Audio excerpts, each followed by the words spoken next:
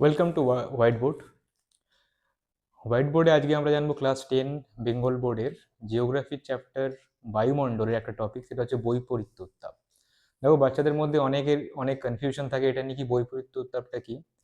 ঠিক আছে, সেটা আমরা আজকে ডিটেলসে জানবো। দেখো, প্রথমে একটা জিনিস জানতে হবে যে আমরা যত ভূপৃষ্ঠ থেকে ওপরের দিকে যাব, যত উচ্চতা বৃদ্ধি পাবে, ঠিক আছে, উচ্চতা বৃদ্ধির সাথে সাথে কিন্তু তাপমাত্রা নিম্নমুখী হয়, মানে তাপমাত্রা হ্রাস পায়। কেমন হয়? মূলত 165 মিটার যদি এখান থেকে উপরে যায়, তাহলে 1 ডিগ্রি সেন্টিগ্রেড তাপমাত্রা কিন্তু হ্রাস পায়। বা যদি এখান থেকে 1000 মিটার বা 1 কিলোমিটার উপরে যায়, তাহলে 6.4 বা 6.5 সেন্টিগ্রেড তাপমাত্রা হ্রাস পায়। এটাকে বলা হয় নর্মাল ল্যাপস রেট। ঠিক আছে, এটাকে বলা হয় নর্মাল ল্যাপস রেট। দেখতে পাচ্ছ যে 1000 মিটার উপরে গেছি, 6.4 to 6.5 টেম্পারেচার কিন্তু ড্রপ করেছে, হ্রাস পেয়েছে। ঠিক আছে, এটাকে বলা হয় নর্মাল ল্যাপস রেট। এটা কত দূর পর্যন্ত হয়? এটা ট্রোপোস্ফিয়ার পর্যন্ত হবে। তারপর কিন্তু তোমরা জানো যে ট্রোপোস্ফিয়ারের পরে ট্রোপোপজ আছে, তারপর স্ট্র্যাটোস্ফিয়ার। ট্রোপোপজটা এই জন্যই কি, ওই ট্রোপোস্ফিয়ার যেই ক্রস করে যাবে তখন কিন্তু এই যে তাপমাত্রা হ্রাস পাচ্ছে এটা বন্ধ হয়ে যায়, একটা পজ আছে, এই জন্য ওর নাম ট্রোপোপজ। ঠিক আছে, তো ট্রোপোস্ফিয়ার পর্যন্ত এটা হবে। কিন্তু ব্যাপারটা হচ্ছে যে আমরা তো বুঝলাম যে যত উপরে যাব তাপমাত্রা তো নিম্নমুখী হবে, কিন্তু যখন ঠিক এর বিপরীত অবস্থা হবে, মানে উপরে তো যাচ্ছে কিন্তু তাপমাত্রা বৃদ্ধি পাচ্ছে, তখন সেটাকে বলা হয় বৈপরীত্য উত্তাপ। বুঝতে পারলে আশা করি, যে যখন ওপরে যাব কিন্তু তাপমাত্রা কমে যাওয়ার বদলে বৃদ্ধি পাবে, সেটা হবে বৈপরীত্য উত্তাপ। সাধারণভাবে কি হয়, ওপরে যাচ্ছে মানে তাপমাত্রা কমবে, কিন্তু যখন উল্টো অবস্থা হবে তখন তাকে বলবো বৈপরীত্য উত্তাপ। ঠিক আছে, বুঝে গেলাম।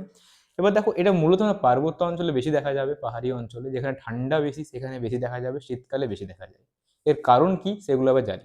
তো প্রথম কারণ সেটা হচ্ছে দীর্ঘ শীতকালীন রাত্রি। শীতের সময় এই বৈপরীত্য উত্তাপ বেশি দেখা যায়। কেন বেশি দেখা যায়? দেখো, সবসময় জানবে, যদি উষ্ণতা বেশি হয় তাহলে বায়ু শুষ্ক হয়, হালকা হয়, ওপরের দিকে উঠে যায়। ওখানে একটা লো প্রেশার বা নিম্নচাপের সৃষ্টি হয়। বায়ু যখন শীতল হবে, ভারী হবে, নিচের দিকে আসবে। ঠিক শীতকালে কি, রাত্রি হচ্ছে দীর্ঘ, ঠান্ডা থাকে, সেজন্য ভারী বায়ুটা ভারী হয়ে নিচের দিকে নেমে আসে।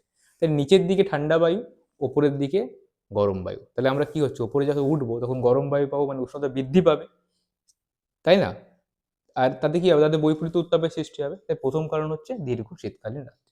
যে শীতকালে রাত্রে দীর্ঘ থাকে, তাপমাত্রা বহুত কমে যায়, সেই জন্য নিচের দিকে ভূপৃষ্ঠের আশেপাশে ঠান্ডা, আমরা উষ্ণতা অনেক কম থাকে, এবং ওপরের দিকে উষ্ণতা বেশি, কারণ ঠান্ডা শীতল বায়ু নিচের দিকে বিরাজিত হয়। এরপর দেখো, মেঘমুক্ত আকাশ। মেঘমুক্ত আকাশ কেন? মেঘ কি করে, আমরা যে সূর্যরশ্মি এখানে আসে, ভূপৃষ্ঠে ধাক্কা খেয়ে সে কিন্তু চলে যায়। যদি আমাদের বায়ুমণ্ডল না থাকতো তাহলে ওকে ধরে রাখতে পারতো না। বায়ুমণ্ডল আছে বলেই কি কি হয়, যে ভূপৃষ্ঠে এসে সূর্যরশ্মি ধাক্কা খেয়ে বায়ুমণ্ডলকে ধরে রাখছে বলে তো ভূপৃষ্ঠের বা পৃথিবীর তাপমাত্রা বজায় থাকে। তাহলে যদি মেঘ যত কম থাকবে, তাপমাত্রা ধরতে পারবে না, তত বেশি ও মহাবিশ্বে বা বহির্বিশ্বে গিয়ে মিশে যাবে। ঠিক আছে, তাপমাত্রা যে সূর্যরশ্মি আছে সে বহির্বিশ্বে গিয়ে, মহাবিশ্বে গিয়ে মিশে যাবে। তাহলে কি হবে, যদি মেঘমুক্ত আকাশ হয়, কম ও সূর্যরশ্মি শোষণ করছে, ভূপৃষ্ঠ ধরে রাখছে, তার মানে তাপমাত্রা কম হবে। আর তাপমাত্রা কম হলে কি হবে, কি যে ভারী বায়ু সেটা নিচে বিরাজমান করবে, এবং উষ্ণ বায়ু ওপরে। তাহলে কি হচ্ছে, নিচে ঠান্ডা বায়ু, উপরে উষ্ণ বায়ু। তাই নিচে ঠান্ডা, উপরে গরম, মানে যত উপরে যাব বৈপরীত্য উত্তাপ বা গরম, উষ্ণতা বৃদ্ধি পাবে। ঠিক আছে, এর পরের কারণ দেখো, ইউ আকৃতির উপত্যকা।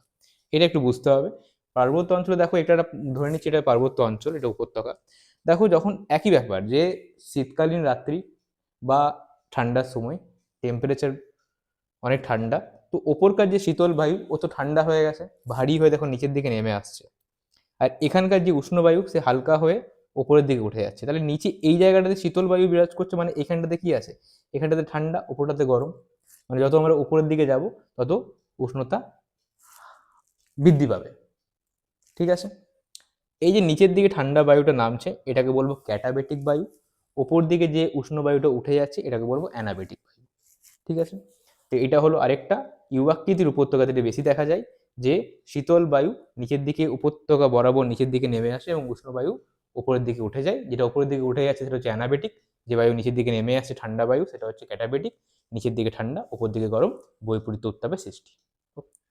আরেকটা লাস্ট, সেটা হচ্ছে বায়ু প্রবাহ। বায়ু প্রবাহ কি, যেটা শীতকালীন দেশ বা যেখানে শীতের প্রভাব অনেক বেশি। সেখানে কি হয়, সেখানে সেই একই দেখো সেই ব্যাপারটা সেই এক, সেই ঠান্ডা বায়ু যখনই আসবে, ঠান্ডা বায়ু সবসময় গরম বায়ুর নিচে অবস্থান করবে, কারণ গরম বায়ু উষ্ণ হয়ে ওপরে উঠে যায়, ঠান্ডা বায়ু ভারী হয়ে নিচে, এখানে উচ্চচাপের সৃষ্টি হয়, এখানে নিম্নচাপের সৃষ্টি হয়।